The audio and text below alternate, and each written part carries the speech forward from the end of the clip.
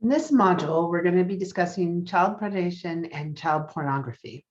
So I want to begin by saying that if there's any part of this module that you find uncomfortable or triggering, understand completely. If you need to stop listening to the lecture, and feel free to reach out if you have any questions or concerns or comments. But it's a priority that make sure that everybody is feeling comfortable as we understand it's a very difficult topic to discuss. And the last thing I don't want to do is be triggering or cause anybody to be upset. So with that being said, go ahead and begin. So the first question that you have to ask is, what is pedophilia? How do we study it? Why are we studying it as cyber psychologists? And so the APA defines pedophilia as a recurrent, intense, and sexually arousing fantasies, sexual urges, and behaviors that involve children, non-human subjects, or non-consenting adults, or effectively the suffering or humiliation of oneself or one's partner.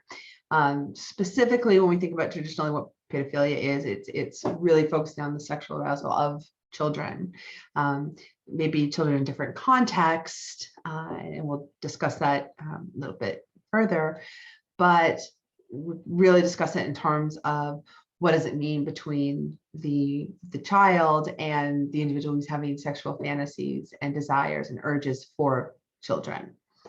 So one of the things when talking about pedophiles is this belief of these cognitive distortions.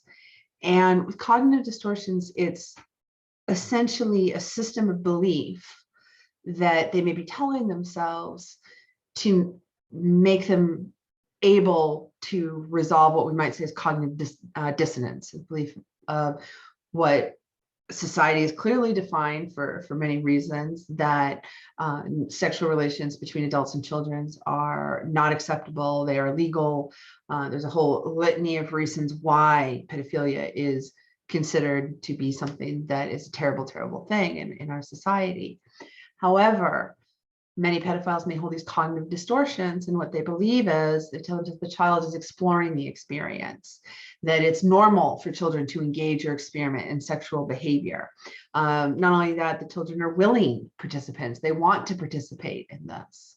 That sexual abuse and these sexual interactions are actually a way of educating children about sex or teenagers about sex. That if there's child porn, if they're looking online and that they're looking at child porn, that's not actually hurting anybody. They're not actually doing anything to the child. They're just looking at a picture. The belief that a person is entitled to have sex with any individual that they are attracted to. A belief that they have no control over their behavior. They may believe that sex with adults could be dangerous, but children are not a threat. Or that historically or in other cultures, sexual activities with minors is a norm. So this notion of pedophilia and consent, there's nothing wrong with it. It's just the way that society has defined and molded relationships.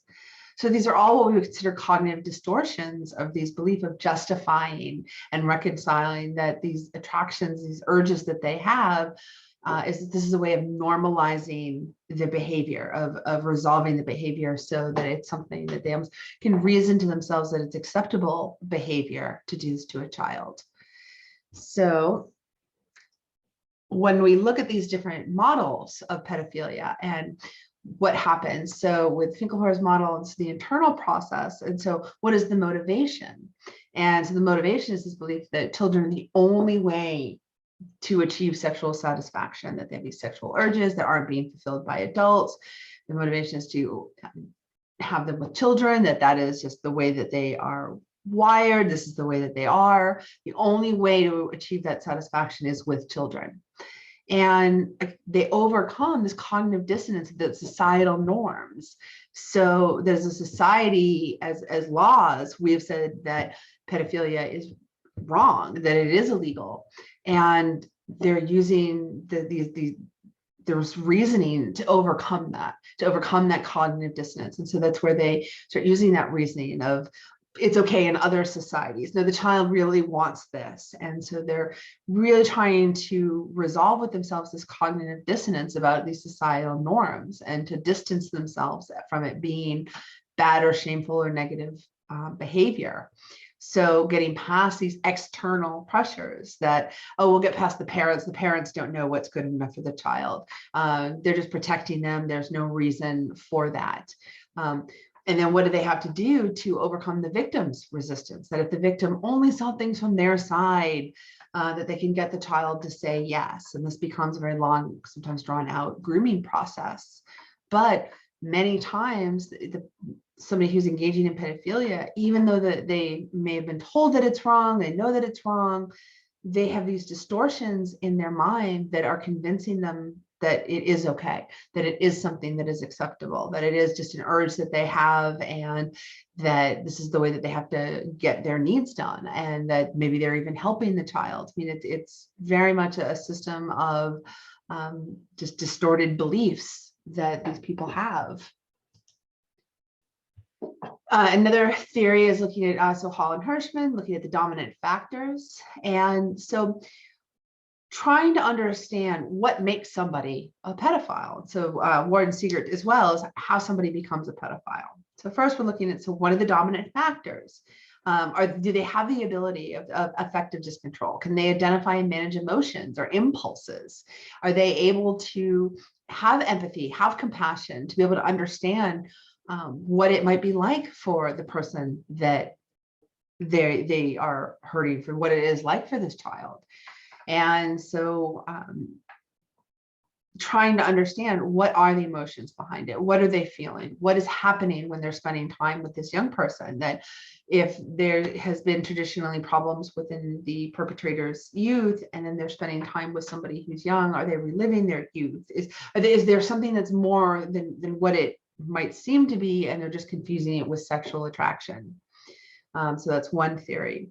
There may be personality challenges, attachment difficulties, challenges with adults, building and forming adult relationships. Physiological sexual arousal, only being sexual aroused around children. And then the presence of these cognitive distortions that we talked about, the fact that they're telling themselves that this is okay, that the child is liking it, that the parents are just trying to protect them when the child knows what's best, or that the perpetrator knows what's best. So how does somebody become a pedophile? So again, these cognitive distortions, just keep seeing these come up. The presence of these called deviant sexual scripts. And so if somebody was not taught, or was saying general socialization, that where we have these scripts and we know and we understand and have been taught since we were kids that the adult and child relationships are inappropriate, that sexual relationships are between children and adult are inappropriate. And that's something that we've been given a script for, that many times, whether it's been in school, whether it's been with parents, whether that somewhere we've learned that these are inappropriate relationships. And so if somebody has not experienced that, or there's not part of these scripts that's been taught to them by socialization, then it's much more easy for those cognitive distortions to become louder than the scripts that may be taught by society in general. The intimacy deficits, that there may be loneliness, social isolation, and difficulties being close to others, being close to peers or adults. And then emotional regulation, just dysfunctional emotional regulation.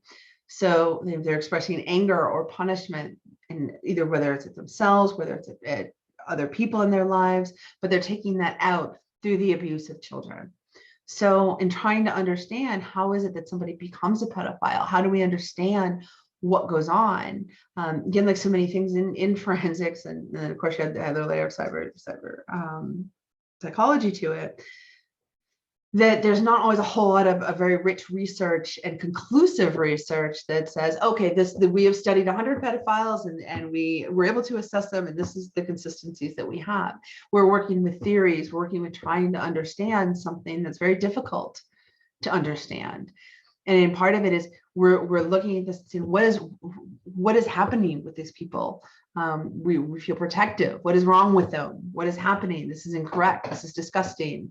You know, all of these different things that we know, and we've been taught that we have these scripts that have been taught to us for socialization to not entertain, even if this was a thought that somebody had. And for somebody who is a pedophile, they don't have the ability to monitor those thoughts. Whether they should be having them, whether they should not be having them. That's a whole other psychology course that deviant psychology that you can get into. For the purposes of this module, I just wanted to go over what some of the bases are, so we can take a look when we look at what happens when it goes online, of what are some of the motivations. What happens if you are working in forensic cyber psychology and you are working with somebody who's an online perpetrator, or you're trying to catch an online perpetrator or profile them or understand them. Or on the other side, you're working with the school or with the family and you're trying to teach them how to avoid online perpetrators and thinking of, okay, how can we avoid these conversations that might happen? And so by understanding the motivations, by understanding what the dominant factors are, we're looking at what the consequences are. So why the actions of a pedophile may happen. We want to look at that. We want to look at the motivations. We want to look at being able to understand them, to be able to protect, to be able to identify, and to be able to recognize. So that's for the purposes of going over these. So then we bring it to child predation online. So how is it that the internet plays a role in finding children, in pedophiles finding children online? And the unfortunate fact is that it actually provides a wealth of opportunity for these predators. Predators can use the internet to connect with children in a very anonymous way. They can find pictures, follow children, identify them. They can integrate into the victim's life by being anonymous. They can send a chat message to a teenager and pretend that they're a 15-year-old.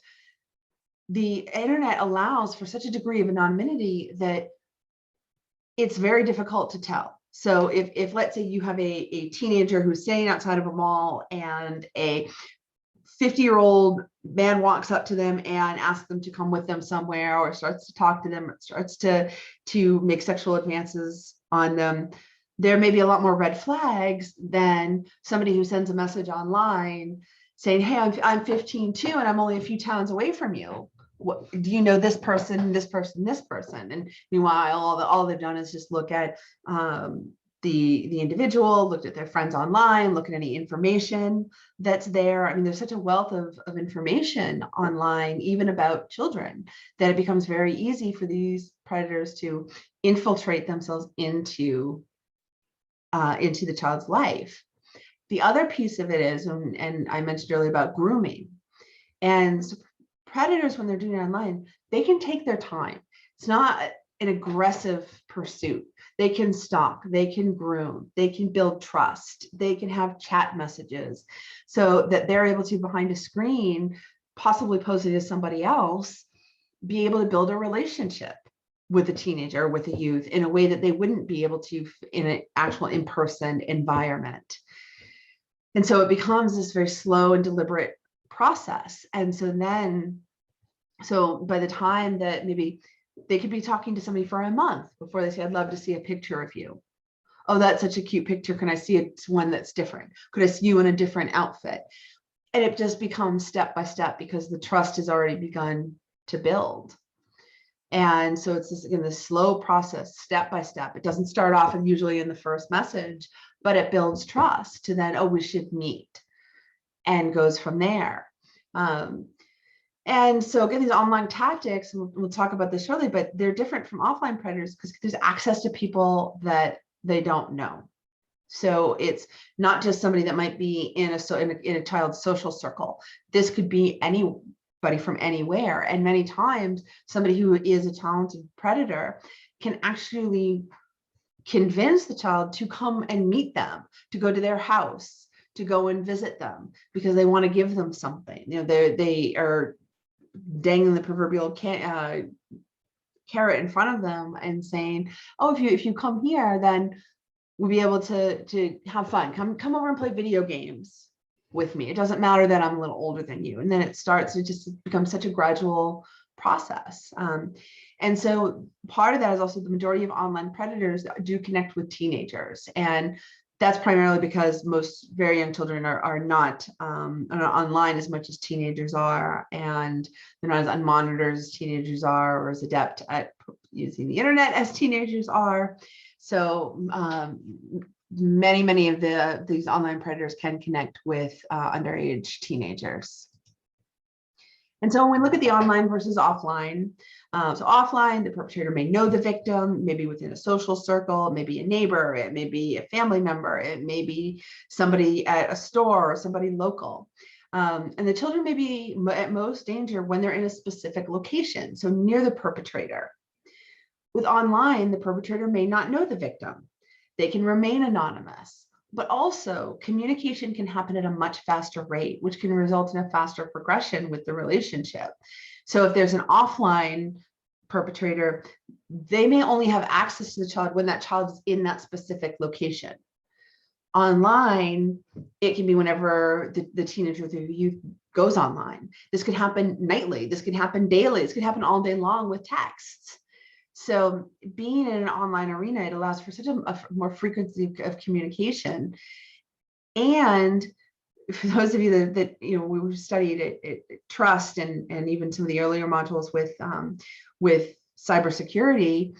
Again, if someone comes up to you and says, "Can I have your credit card number?"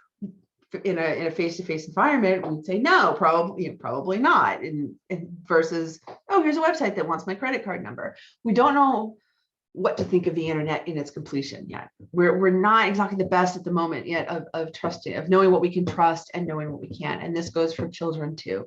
This goes for teenagers too.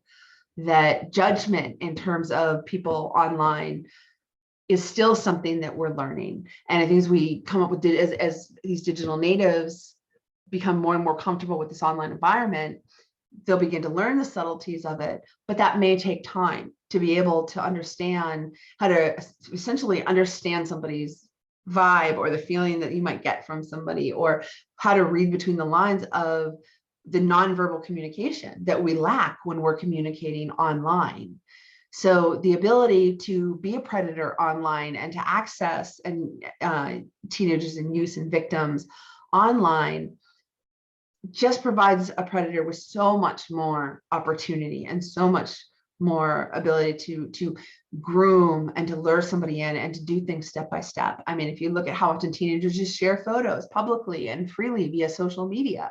So how much of a step is it for a very talented perpetrator to then get them to show something, to show them a picture that's a little private? Send one just for me.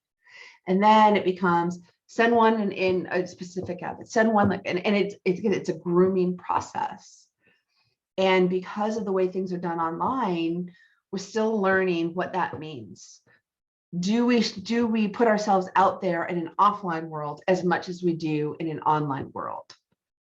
And I think when we look at, say, something like social media, when we look at the way that we communicate, when we look at our online relationships and our offline relationships and who we are online and offline, we also need to look at how do we respond to everybody else that's online versus offline, and what are our responses to people. And as we're trying to figure this all out, children are also trying to figure this all out. So we look at the levels of online child porn offenders. And so when we talk about this grooming process, now it can start off as, we'll call indicative. So it's not erotic, it's not sexualized, it might be swimming, there may be just plain normal settings. It's just regular pictures, really. But then it may take it to the next step. And then would be naked or semi-naked. And then it comes to the next step of being more erotic, and then posing, and then erotic posing, explicit posing, then sexual activity. And then does it become of do they actually meet? And then are there pictures there where they're being the victim of sexual assault? So maybe say they meet with a person, with a perpetrator, and then pictures. Well, I'd like to take pictures of you in person. And so then it goes from there, and it can go all the way up in this Copine scale, all the way up even to acts of sadism and bestiality. Those are obviously much more rare cases, but point in looking at this is that there are levels. It doesn't start with okay, can I see a picture of you where you're in explicit sexual activity? It often starts off as just regular photos, and then possibly nude ones, and then more erotic, and they're groomed and molded and praised. And it begins what becomes a very unhealthy relationship.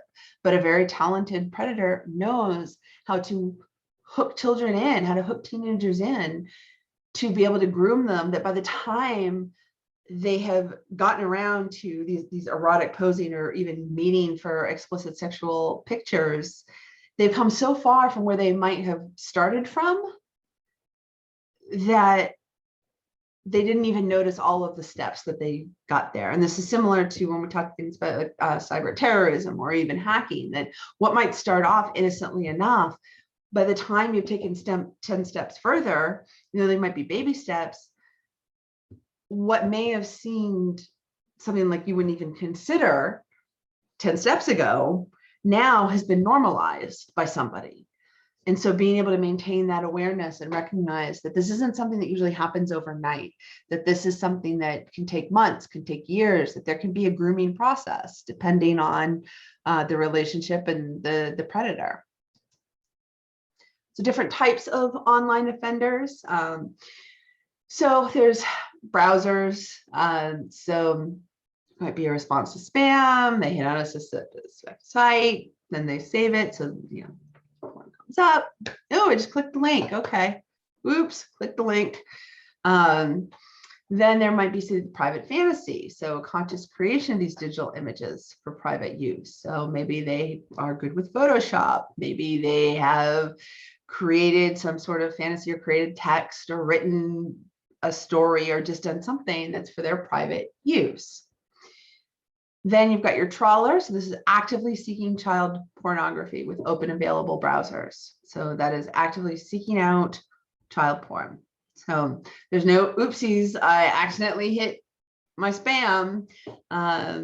There's no, this is just for my private use. You're actually going out and seeking it.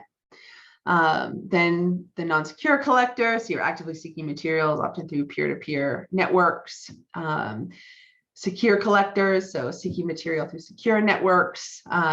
So this is where going into our security, non-security folks, is that if you have a non-secure collector, they're not covering their tracks. They're not thinking even maybe that there's anything wrong with it. They're just looking on their regular browser. And I'm sure Google has no problem associating any sort of keywords in that. With your secure collector, they may be using something like where they're not able to be tracked. They're trying to at least acknowledge of covering their tracks or using some sort of private, whether it be using private communication, or they may be trading, they may be exchanging on a particular site on the dark web, whatever it may be, for those as secure collectors. And you have your groomers. So we talked about earlier that we're cultivating an online relationship. This can be with multiple children too. They may or may not seek material in any of the ways as some of the other types, but they may use photography to facilitate the abuse. Here's a picture. I bet you would look better in this picture. Why don't you give it a try and send it to me? I mean, the words and the terminology.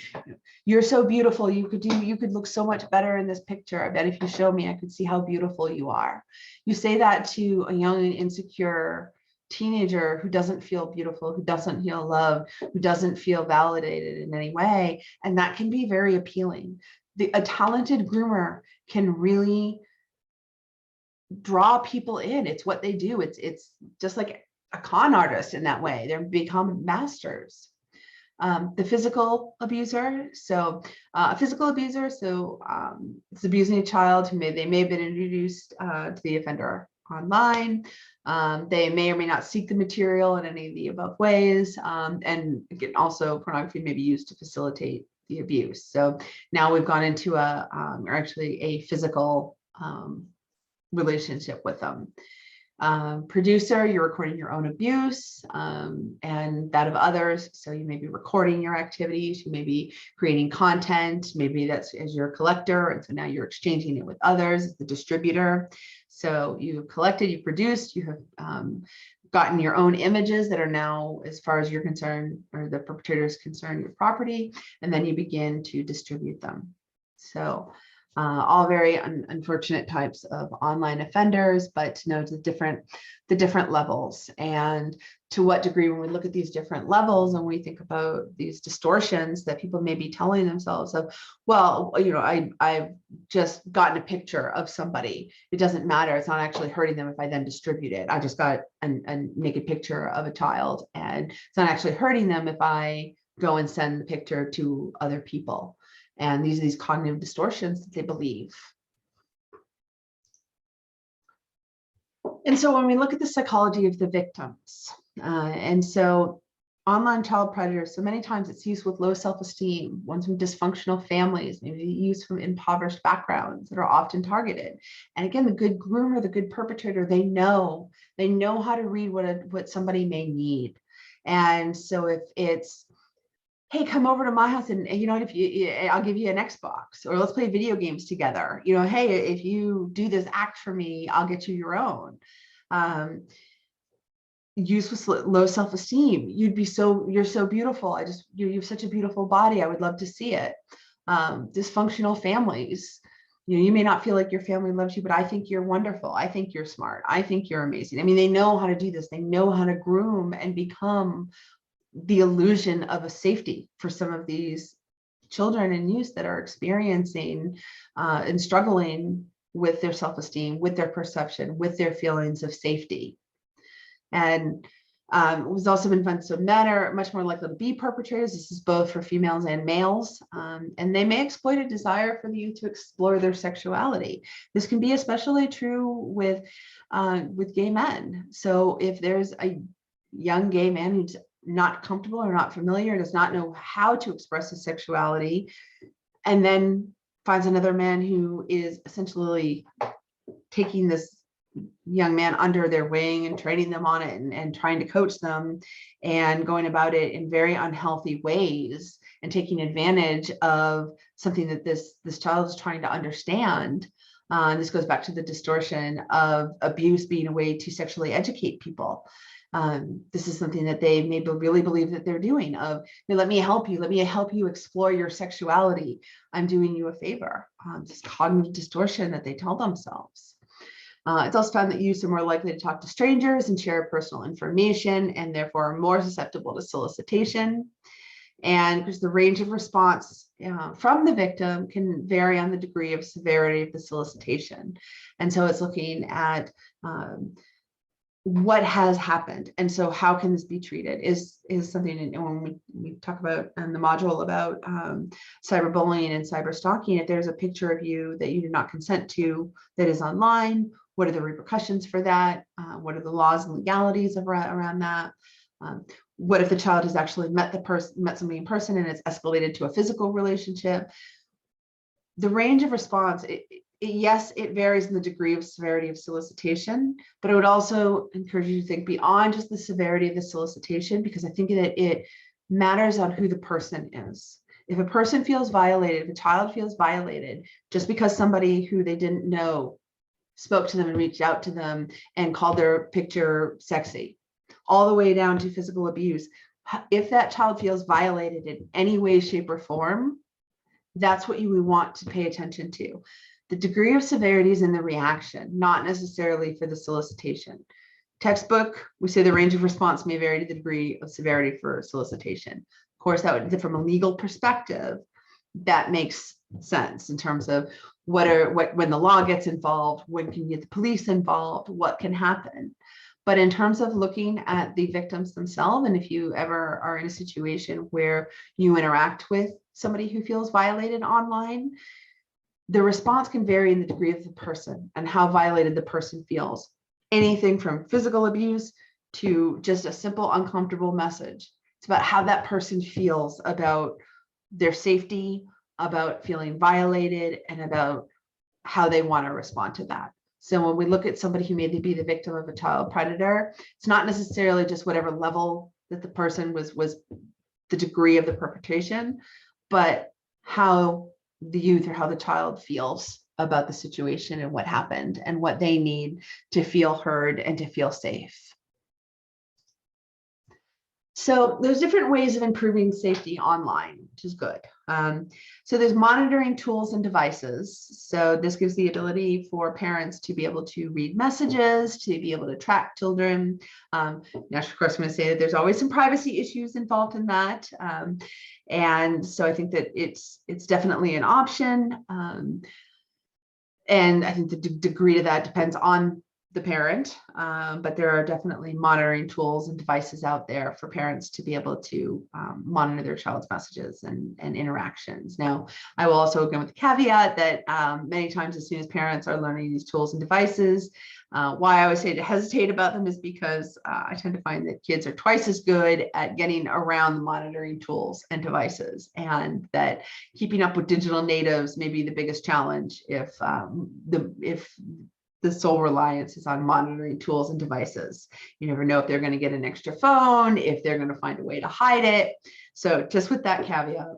Other options, education about online safety, education and prevention methods, how to prevent conversations, how to prevent grooming, what are the signs, what are the warning signs, police involvement in capturing predators. The term of this might be a sting operation is there have been certainly police operations where they have pretended to be youth or teenagers and then have caught predators. So there is a level of police involvement to capture them, and then a whole slew of discussion on how they want to what happens after somebody gets caught. Different education methods for youth and teenagers, that it's not just about online safety. It's not necessarily just about education in prevention methods, but that it has to be an evolving one, both for youth and for teenagers. To talk with youth and teenagers about the dangers of online use, and then provide resources for victims of solicitation, so that if it ever happens to them, that they can go and find resources for it, so that there are terms. And so just from my own personal experience, I was working at a job one time, and I was, let's see, so I was in my late 30s. There was somebody else who was in their late 20s, and then someone in their early 20s. And the arc of the internet during that time period, just in the basically 15 to almost 20-year time or age difference between us. So I had never been in a situation where I would have met somebody online. This was a little bit after my generation, where my generation is more like AOL, and maybe you did age, sex, location, but it wasn't popular enough where you would go out and meet people or anything like that. The young woman who was in her late 20s, early 30s, she was in the period where this was happening all the time, but there was no education around it. There was no support around it. And so she would say, like, oh, I met people online all the time. They would say, come meet me at the mall, and I would go. And she didn't have that education or that support system to know how to recognize a perpetrator. For the young woman who was in her early 20s, she had been through the education about it and how to recognize and how to train it. And it was a really interesting conversation between the three of us about the evolution of safety online. And so, for me, having it never really be an issue, for another person that it was there, but we were quite caught up to being able to educate people around it. And then for the younger digital native population who was like, yes, this happens, but I was taught to do this, this, this, and this, and I was equipped for how to handle it. So, certainly it's not a research case, but just anecdotally, I found that just to be an interesting experience on what is the role that education about online safety can play, that as new technologies come up, as we learn to understand them, at what point are we able to educate people on the dangers and to be able to recognize, well, this isn't something that's safe. But until that happens, how many people may fall through the cracks? So when we look at improving safety online, I challenge you to think, okay, what would work? What kind of education? What would the education methods be? Does education help? Or would it just be monitoring tools and devices and providing resources? Should the police involvement be there? Should we be talking about this with teenagers at all? Should we be encouraging parents to play a role? There's no right answer here. This is just something to be thinking about. Also, as you have your own experiences with safety online, whether it be with online predators, with hackers, with sexual predators, with the nature of online predators in general. One of the questions that often face cyber psychologists is, how do we improve safety online? So for the purpose of this module, we focus on protecting children and protecting youth and understanding how easy and often frequent it can happen for children and youth to become victims online, and how predators can groom them online because of some of the access that they have through the ability to be anonymous, through the ability to take time and groom them and share pictures and earn trust. So thank you for staying with me on what it was a very difficult topic, I'm sure. If you have any questions or any thoughts, please feel free to reach out, and otherwise, thank you.